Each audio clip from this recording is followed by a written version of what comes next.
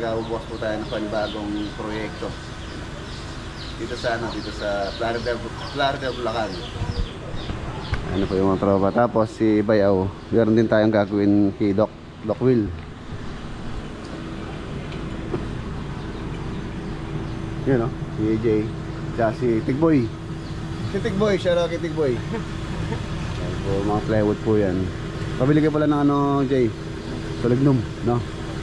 Wala na ba solignum dyan? Wala na. Pabili ka solignum. Ang mga cabinet po doon, si Doc Will. Balikat tong tao lang muna yung gagawa ron. Tapos, ano, si Master Jeng Jeng, laging nasa layout. Pagka finishing na, wala na. Layout po kami doon. Ito po yung gagawin namin doon na bahay na bungalow. Oh, foreman. Ganun. Yan, shoutout kay Tatay Florito, tsaka kay Nanay Belen, tsaka kay Sir Carlos, tsaka kay Ma'am Claudine de los Espiritos Santo de los Santos.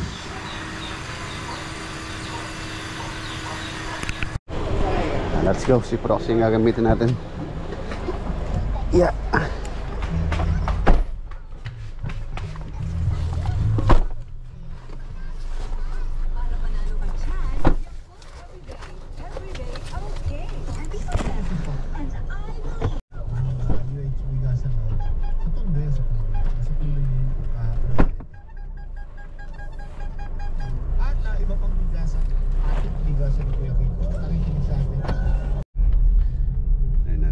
Kami sa Candaba.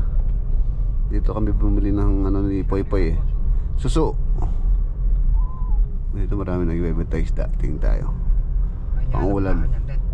Manyarap lang yung dalan. Rin na sa Karakalta. Oh. Ano tam? Kita sumangit. Dito sa kabila.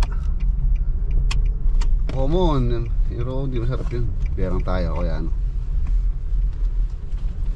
Nalaman natin malalaki dito. Tapa. 60. Ayun o, common. Common.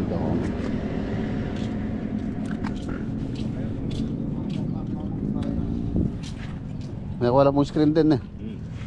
Ang mga pinol eh. Pumili ng common. Adobe. Ito dyan, sisingap na pa. Ito. Double. Ini. Isa, dua, apat. Ano? Ano? Oh, naman dagol. Kaya mag-wila rin. Roho. Roho. Sabaling. Ito ini. Neo.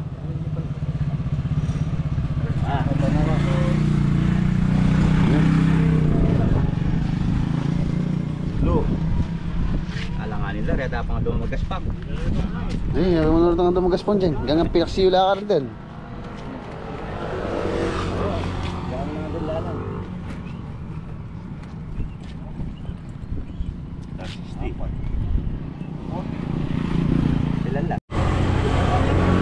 Bumuli po tayo ng ano, 2 kilo, ay 3 kilo. Ay, apat na kilo yun. 240. Yung mga panibutan, yung mga puti. Tingnan na yan, itong manibag kay Floodway na. Yeah, let's go. Wala na akong problema sa ulam. Hanggang mamayang gabi may ulam na sila. Candaba po ito. Candaba. Wala ko may tinasan. Patay na isda, ang dami sumulutang. Just 16 kilo. Ayan na, nandito na po kami. Dito sa Plaridel layout. Tapos sa demolition muna tayo.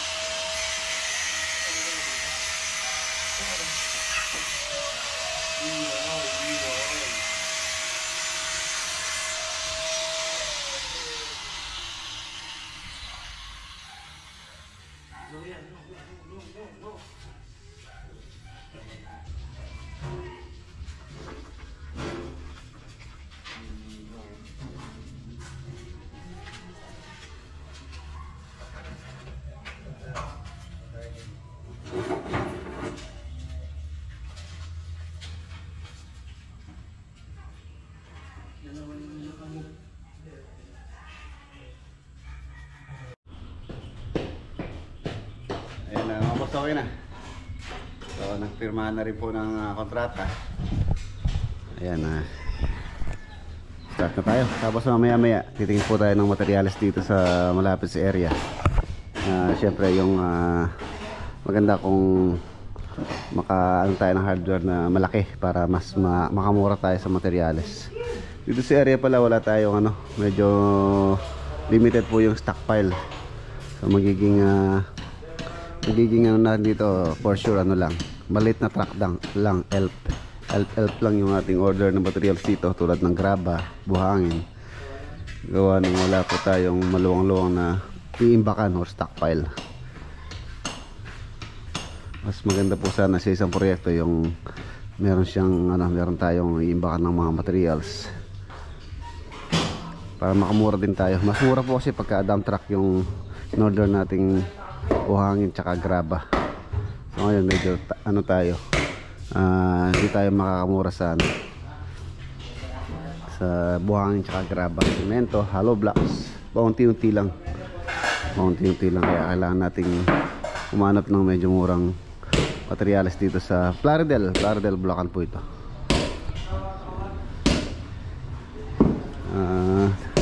Bibili lang kami ng pagkatapos ng kahoy para makapagtayo po kami ng waterboard para sa ating layout. Ito tatamaan po itong bahay na to. Ito po yung magigiba rin. Tapos yung CR na to, tanggal po to. Nasa gitna siya. I-relocate lang namin. Importante po sa isang proyekto din yung isang palikuran. Tapos meron na rin tubig. No problem na sa tubig tsaka kuryente naman dito. Merienda muna tayo. Tapos tingin tayo ng materyales. Pakita ko po yung floor plan nya.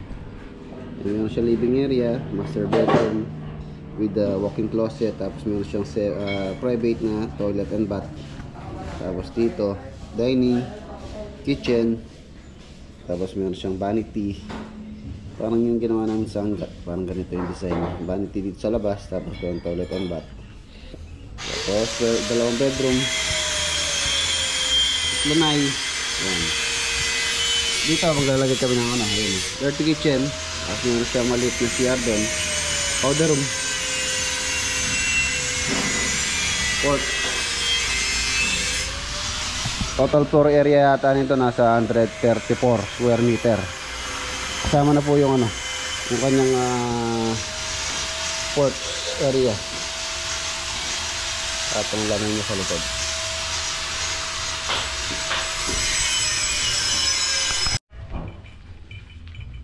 Yan yung binili natin common sa Tagalog dito mga boss, karpa tawag po dyan. Ito po yung masarap na isda rin isa sa masarap na isda sa mga isdang tabang. Common, karpa. Yung mga iba po kasi doon yung mga Thai fish, yung rojo tsaka yung silver, yun medyo po yun matinik, tapos hindi siya ganun kasarap, matabang. Pero yan masarap po lalo na inihaw. Tapos yun papaksiw ni Kuya Janjay, paksimen paksiw na puti. Ay parang adobo no? Adobo puti. Walang luya? Meron kang luya, pampaalis lang. Meron din.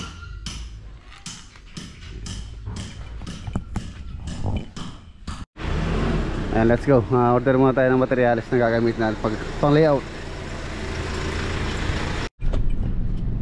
Golden World Hardware.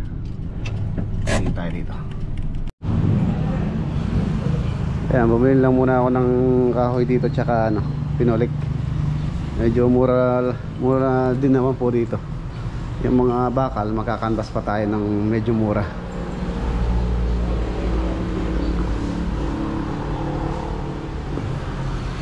Ito pang lang natin to, pang layout, pang umpisa. Ayan, mga kahoy Eco Wood. Na.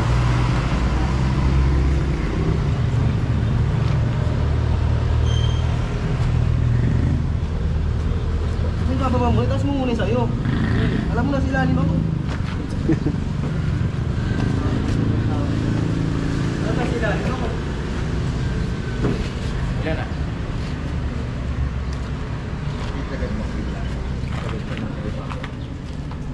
Dose.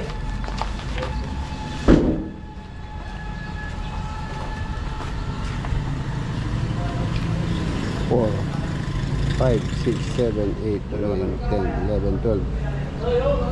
15 yan. Ito pa, tatlo.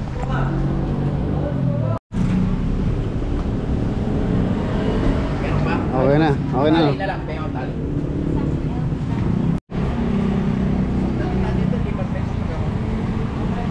Okay na.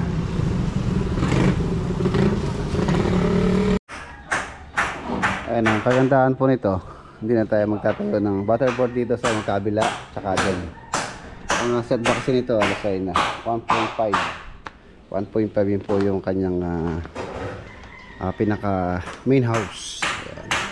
Tapos dito sa kabila yung setback sa 1.10 or 110. Dito sa likod ang kanyang lanay doon. So dito lang tayo maglalagay ng butterboard soon to be rise. 3 bedroom bungalow house. Ang bedroom pala nito mga boss halos naglalaro sa 3 meters by 3 meters. Ayan, hindi naman po siya kalaki yan, sakto lang, katamtaman lang po yung laki nya. 3 by 3, halos nasa 9 square meter ang kwarto. Yan yung kasing garahe na yon, hindi po magagalaw na yon. Yung pinakagarahe nila sa may harapan.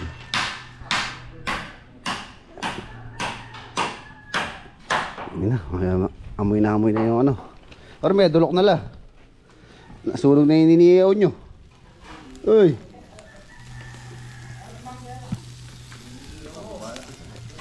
Jepoy. Hindi ara mo may ginalang uling. Oh, ta uling niya oh. Tapos may magya. Tapos panahon mo lang.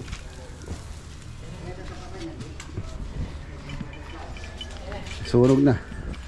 Ay mali lang sila. 1, 2, 3. Lula mo, tatlo lang sila no. Tatlo muna sila dito. Layout muna tapos demolition ito. Saka na post natin sila dadagdagan.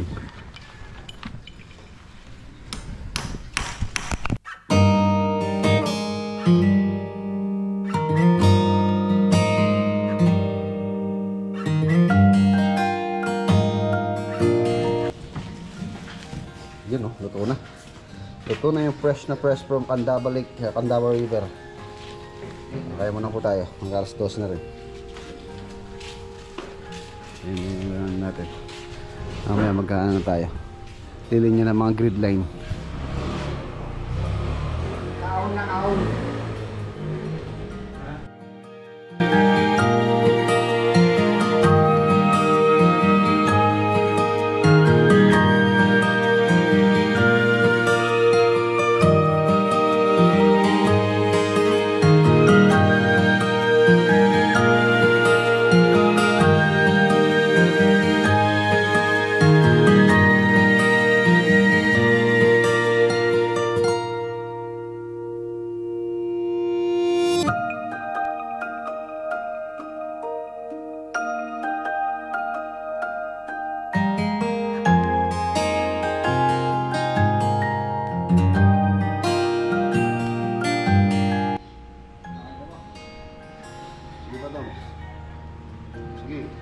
Eskwala tayo. Nag-eskwala.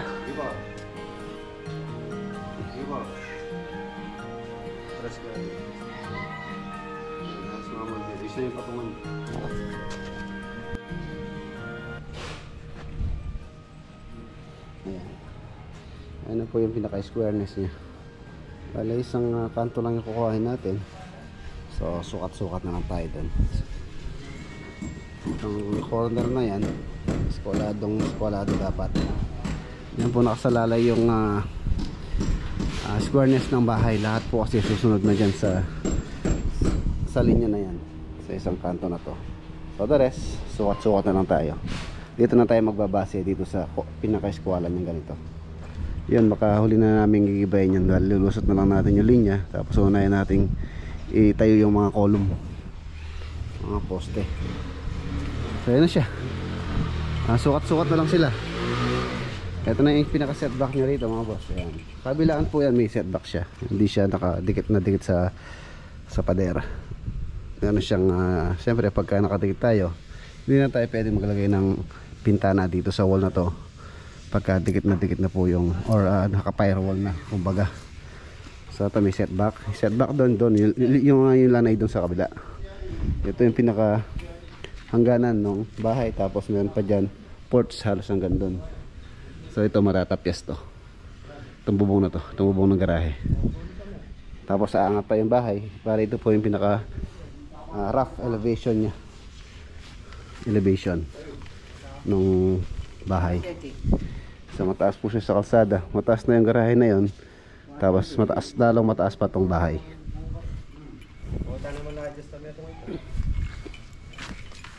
Ito yung pinaka space ng lanay. Nasa 2.4 yata yun 2.4 yan. Itong bakod na to sa owner po yan, so pwede namin gamitin to. Bale bang mangyayari dito, mag-inside gutter na tayo dito sa kanyang roofing.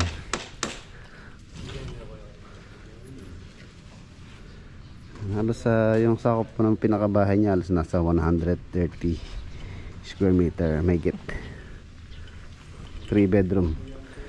Inulit ko yung mga kwarto niya, hindi ganun kalaki or ano lang, sakto lang, 3. Yung po simbahan niya halos nasa 83 square meter.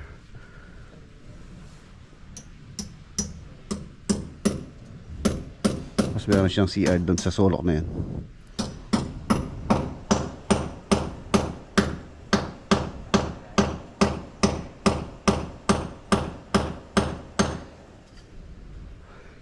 Alam mo ito ang poste kang CR. Poste negro yan? Poste negro yan. Poste negro yan. Ang rebar pa lang gagamitin namin dito mga boss, sa bungalow house po ito. So gagamit po kami ng ano dito, tulad nung nakalagay sa plano. Silipin natin yung plano. Gagamit po tayo ng ano dyan, ng 12 mm kada poste, 6. Tapos yung ties natin is 10. Meron naman po mga details dito yan sa plano.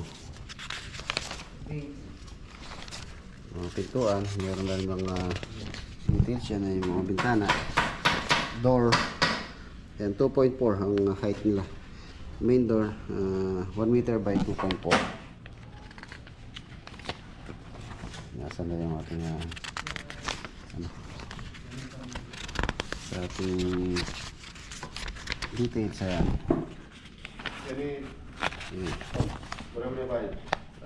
Column 1 612 mm ang kanyang dimension or sukat niya is 150 by 350 or 15 cm by 35 cm. 6. Tapos ito yung kanyang parilya. Yan pa yung mga iba, roof beam. So 4 na lang yung roof beam. 50 yan po order muna ako ng ano, bakal para habang nag-ukay yung iba. Si Jenjing gumagawa ng poste, mga poste, mga column. Order sa ako ng bakal. Order na tayo ng bakal dito, mura.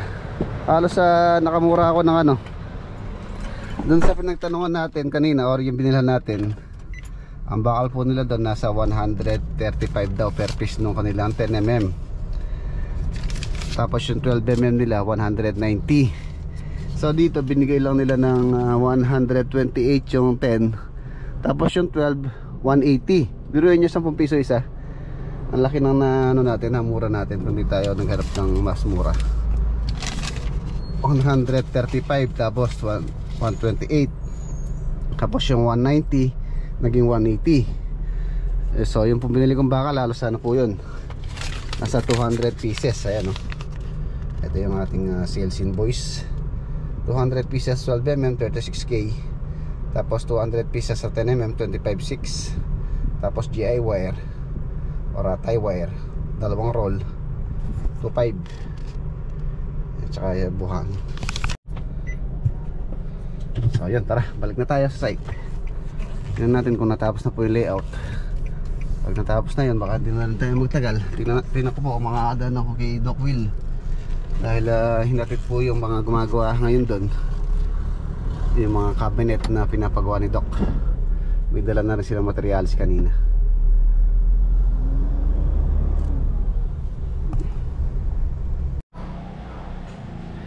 Ayan, okay na rin itong layout. Ito na yung mga hukay, 1 meter by 1 meter ang ano po ng hukay namin, ang size niya. Tapos yung lalim niya conforme din po sa dapat natin kuhanin yung natural ground. For sure ito ano lang to, backfill or tambak lang to. Siguro at least mga 1.5 dito. Ano natin yung natural ground. Yan yung mga column. Okay na, okay yan. So yan, pwede na tayo magdagdag dito na mag-hukay. One of this day babalik po tayo dito para makapag dala ng karagdagang reinforcement. Ayun, yung grid line 1 tapat nito 1, yung dalawa.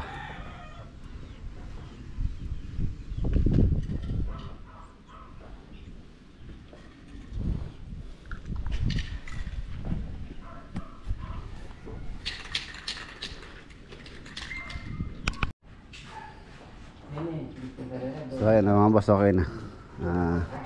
Time check, alas 3:20. Dadan po tayo kay Doc Will. Tilipin po natin yung mga gumagawa ron para mabigyan ko na sila ng instruction about dun sa details ng pinapagawa ni Doc. Baka bukas magbalik dito si Bayaw, magdala ng tao.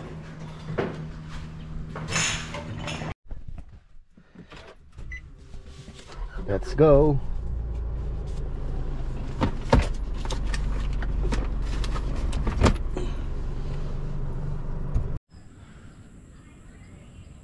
Ayan mga boss, nandito na tayo. Ito yung bahay ni Doc Will na previous project namin last 2 years ago. Ayan po siya, ang ganda-ganda ang ganda nitong garden niya, napaka green. 2 taon na po ito halos. Lalo na pagkagabi, ang ganda po ito pagka nakabukas na yung mga ilaw niya. Diba?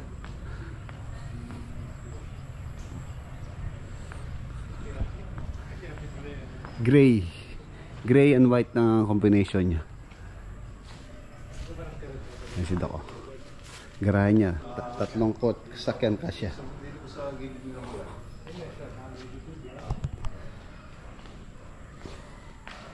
Ayan si Doc. Doc, kumusta po? Ito, mabuti. Malaki na mabutas ang bulsa. Hindi naman po. Ayan si Wyatt, Ayan si Wyatt. Wyatt, shoutout mo yung yung... Hi Avery, Kara. JR, Camille Chris, and Mami. Ayan, shoutout kay Ate LB. Ginabi na kamo. Ginabi na po kami.